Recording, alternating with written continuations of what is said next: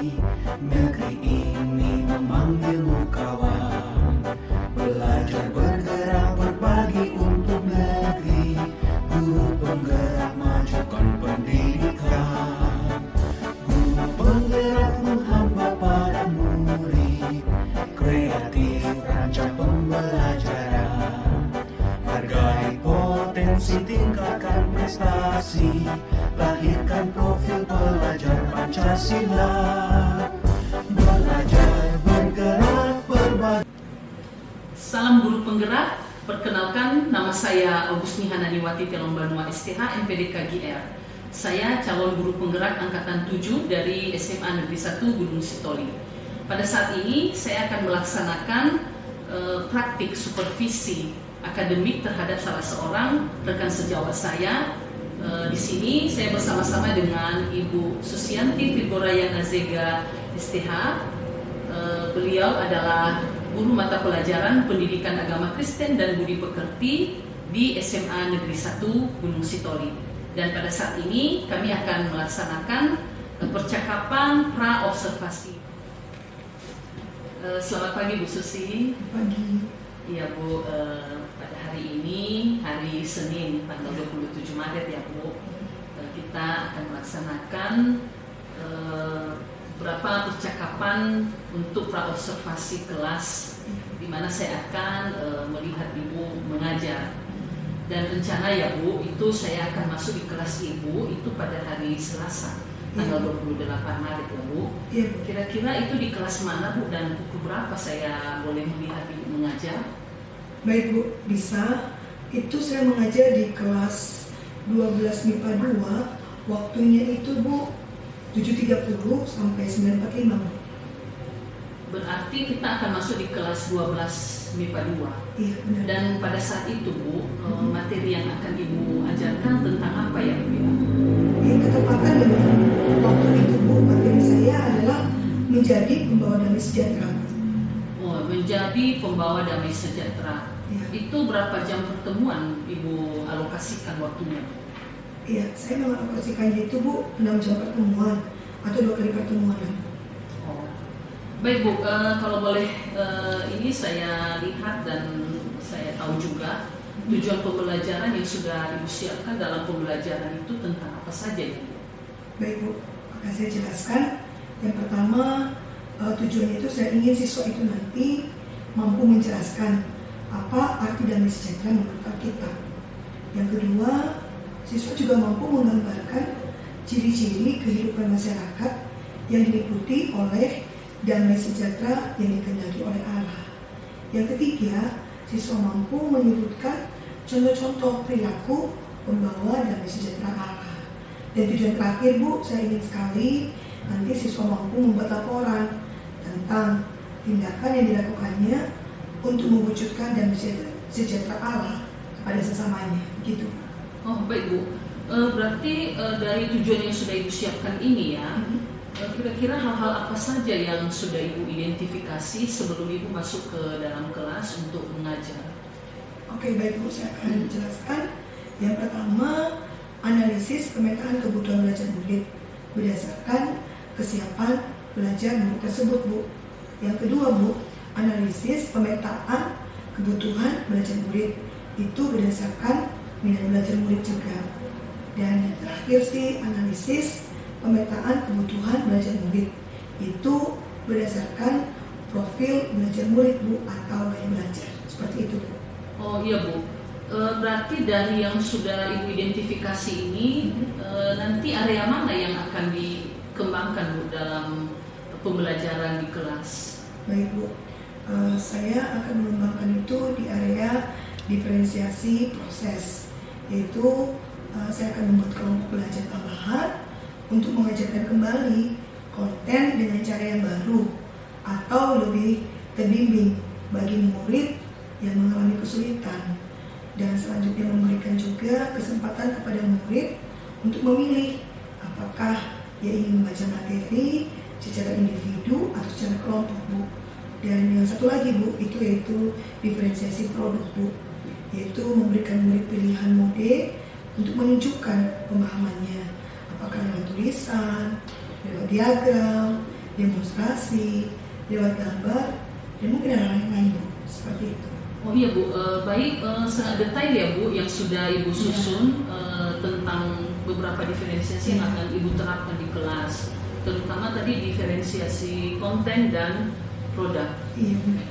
Kalau begitu Bu, itu strategi apa nanti yang akan Ibu siapkan dalam pelaksanaan ini?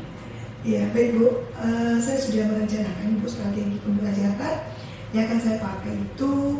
Saya mengadakan model pendekatan dan metode pembelajaran. Itu saya model pembelajarannya itu saya rencanakan adalah problem based learning Bu, dan pendekatannya itu saintifik Bu, itu saya mau pakai. Dan metodenya itu saya mau menggunakan metode penugasan Bu, dan diskusi kelompok. Dan selanjutnya juga integrasi pembelajaran berdiferensiasi dan pembelajaran sosial emosional Bu. Itu misalnya diferensiasi yang diberikan berupa diferensiasi konten dengan menyediakan berbagai materi ajar, diferensiasi proses juga berdasarkan hambatan belajar murid, serta diferensiasi produk berdasarkan karya yang dihasilkan mereka dalam diskusi kelompok. Dan yang terakhir sih Bu, saya strateginya itu komunikasi sosial emosional yang dikembangkan adalah kesadaran diri dan manajemen diri, keterampilan berelasi, dan pengambilan keputusan yang bertanggung jawab. Iya Bu, berarti Ibu benar-benar sudah menyiapkan ya Bu untuk proses pembelajaran di setiap Ibu mengajar di kelas. Baik Bu Susi, untuk menjaga konsistensi pembelajaran di kelas, maka apa yang akan Ibu lakukan di setiap pembelajaran Ibu untuk seterusnya Bu? Baik Bu, izin ya Bu menjawab. Kalau saya sih, menurut saya itu mulai dari diri saya sendiri dulu Bu. Itu untuk mengembangkan pembelajaran melalui kebutuhan belajar siswa, sehingga siswa bisa menerima pembelajaran itu dengan hati yang menyenangkan, dan materi atau tujuan pembelajaran kita bisa tercapai Bu, karena sesuai dengan apa yang mereka inginkan cara belajarnya. Begitu Bu. Iya Bu, berarti sudah cukup ya Bu saya bertanya dengan Ibu, dan kita nanti tinggal pelaksanaannya ya Bu pada hari Selasa tanggal 28 Maret. Baik. Terima kasih ya Bu.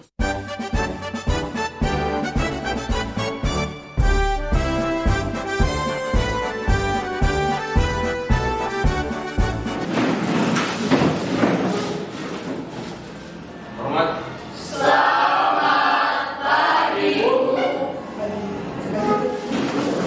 Ya, sekarang kita akan memulai pembelajaran kita. Sebelum kita memulai pembelajaran kita, mari kita mengadakan bagian singkat yang dipimpin oleh siapa ya? Citra. Oke, Citra silakan.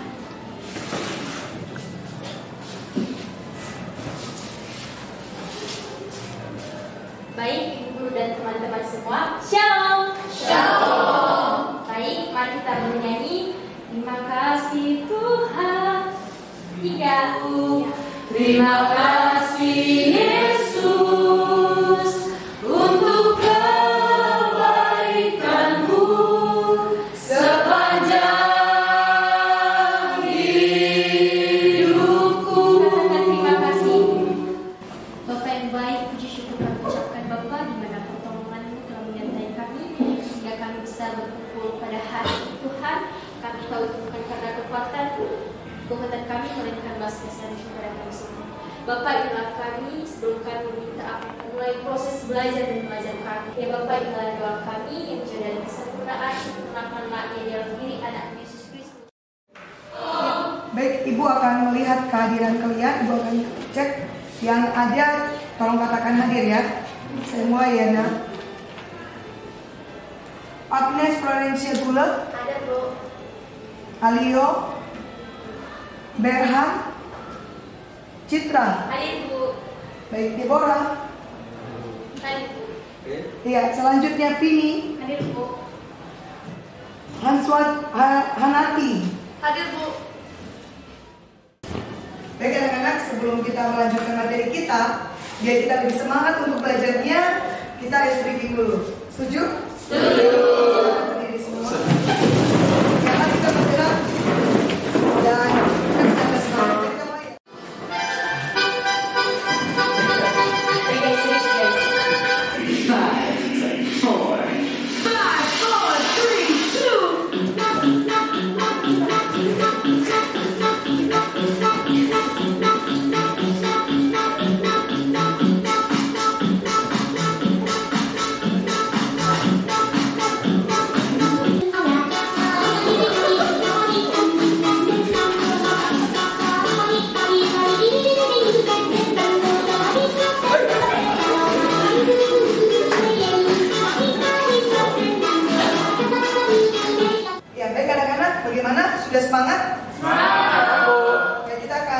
melanjutkan pembelajaran kita.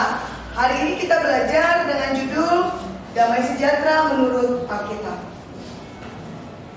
Ya, adapun tujuan pembelajaran kita yaitu yang pertama menjelaskan damai sejahtera itu menurut Alkitab.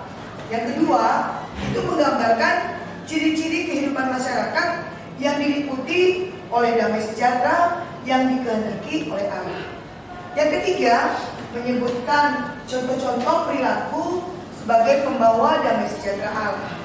Dan yang terakhir, tujuannya adalah membuat laporan tentang tindakan yang dilakukannya untuk mewujudkan damai sejahtera kepada sesamanya.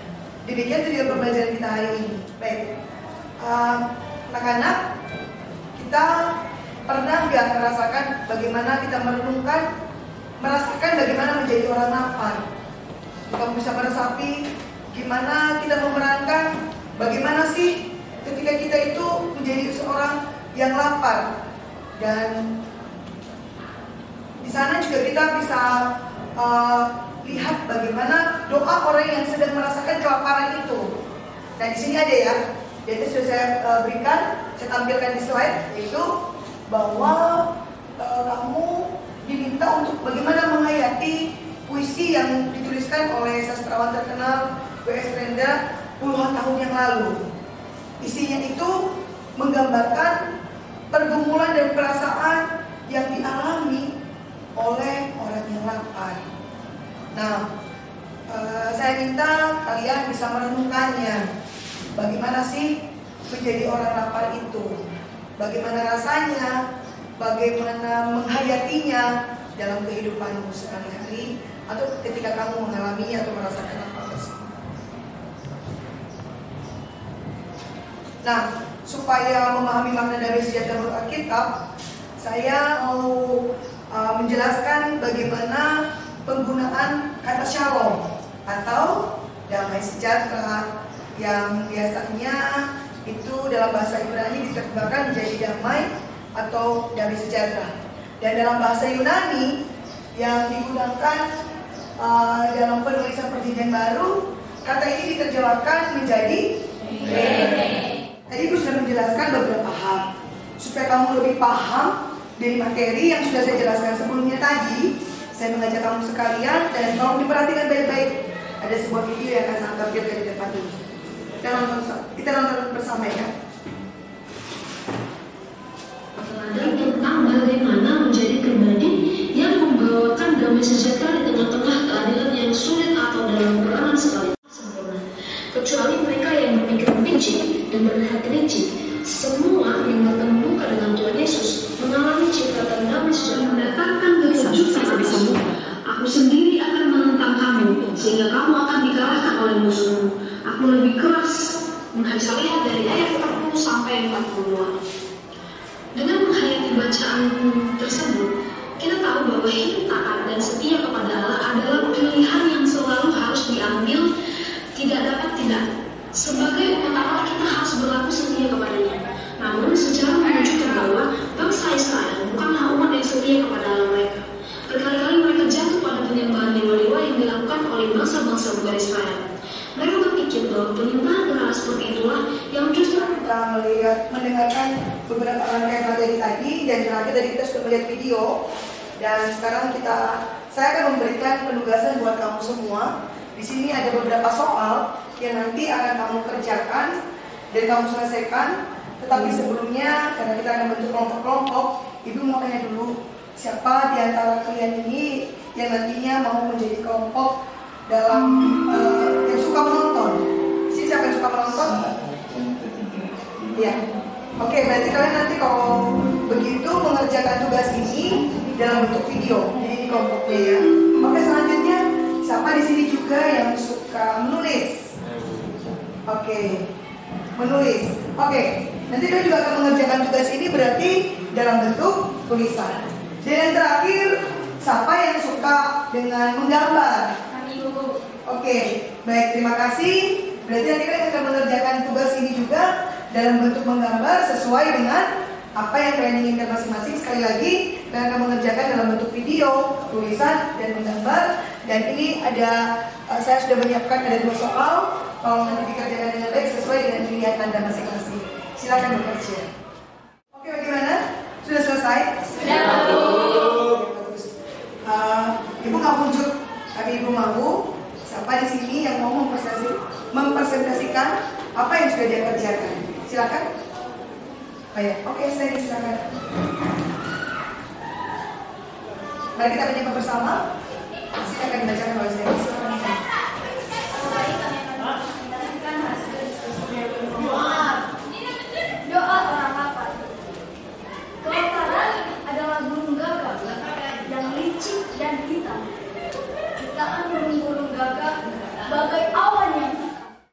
Baik anak-anak, terima kasih untuk respon yang baik hari ini, untuk diskusi juga yang oke, dan saya yakin dari semua pelajaran kita hari ini, setiap kamu dapat makna dan bisa merefleksikannya. Saya akan tanya siapa yang bisa merefleksikan apa yang kamu dapat dari seluruh rangkaian pembelajaran kita dan kegiatan kita hari ini. Silakan, siapa yang bisa? Saya. Baik, silakan Nafiki. Menurut pemahaman kami yang sudah kami pelajari dan setelah dibahas oleh Ibu, bahwa kami di sini memahami tentang makna salom, di mana sebelum masuk kita daripada makna salom itu diambil dari dua bahasa. Yang pertama yaitu bahasa Ibrani yang artinya sebagai damai sejahtera, dan bahasa Yunani dalam perjanjian baru yang artinya adalah Eirene. Kemudian makna salom ini juga terdiri dari terkandung 4 makna. Yang pertama adalah persahabatan, yang kedua kesejahteraan, yang ketiga keamanan, dan yang keempat adalah makna keselamatan. Baik, terima kasih refleksi yang sangat bagus sekali dari Hafiki, dan Ibu akan simpulkan dari pembelajaran ini kita bisa belajar tentang damai sejahtera. Ternyata damai sejahtera itu maknanya sangat luas. Tadi ada 4 ya, persahabatan, kesejahteraan, apalagi keamanan, dan keselamatan. Dan apa yang diharapkan dari kita? Hendaklah kita menjadi pembawa damai sejahtera dalam kehidupan kita dengan makna yang sangat luas. Biarlah kamu menjadi remaja Kristen, menjadi pembawa damai sejahtera Kristus. Tuhan memberkati dan selamat berkarya.